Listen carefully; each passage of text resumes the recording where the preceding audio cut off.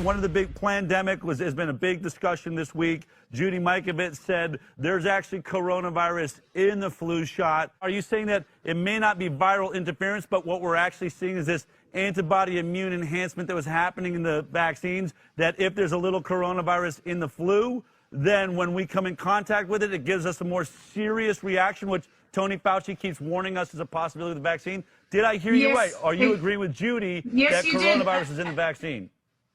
I agree entirely with Judy, and you don't need to put it up now, but there was a second slide associated with the paper around the SARS, that what happens is that these vaccines are made sometimes on monkey kidneys, or on different cell lines.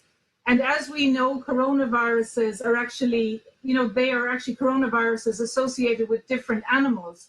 So if they use a tissue to make the influenza vaccine, and that tissue comes from a dog or from a monkey, and that they intrinsically have coronaviruses.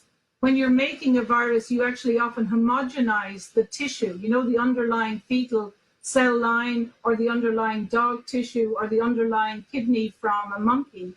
And so all of the latent viruses that those animals have are then included in the flu that has then been injected into people.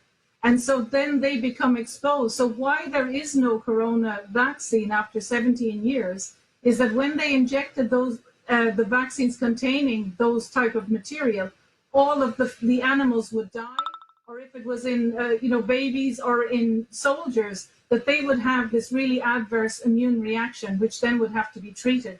So that's why in Ireland, we cannot have a mandatory vaccination, because essentially we are experimenting on the world. But I think what's also important to say is the coronavirus has circulated the world within 6 weeks. It's gone.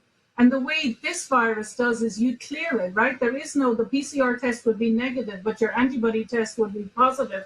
So there is no latent disease. And what those people are not cases like me. We are immune for life. And if we come across that exact virus again, we won't have symptoms. Of course, if it mutates, then some people will have, depending on the mutation. So this is entirely unnecessary what they're doing, and we just have to call it out, and I'm very happy to be given the opportunity.